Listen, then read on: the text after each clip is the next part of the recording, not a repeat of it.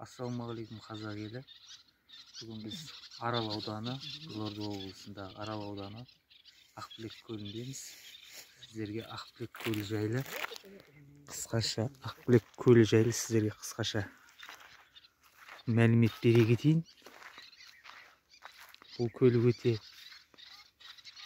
керемет көл, балығы көп. Бүгін біз көлдің жағасында демалып отырмыз. Көлемі 90 гектар. Негізгі балықтары бұл көлдің ағамур, сазан, мөңке, торта балықтары. Жиі кездесетін балықтар сазан, жылан балық, ағамур балықтары.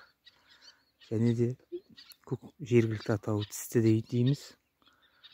Судактар көп кездеседі бұл көлде. Міне көлдің табиғаты қандай керемет. Осындай көлдің жағасында ауылдан шамамен Тастақ елді мекені шамамен 1 шақырым, 2 шақырым жерде.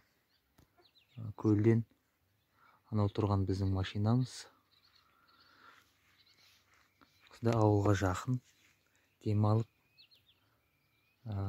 қайтуға өте керемет көл. Құдай қаласа,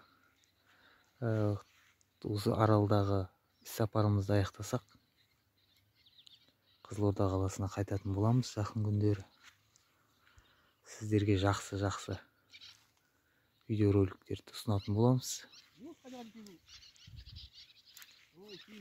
Міне біздің Нина Сергеевна, аға ғылыми қызметкер, біздің ғылыми институттың Қазақстанда көксерке балығын өсіруді осы кісі қолға алған.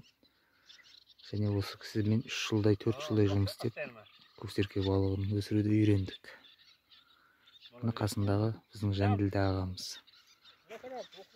Автомашина жүргізушісі, балық өсіруші. Ал достар, осындай көлдің жағасына келіп демалыңыздар. Аудандарыңызда, облыстарыңызда осындай көл болса, жыл сайын конкурс болады.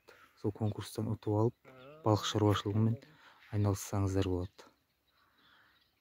Ал достар, қош сау болыңыздар.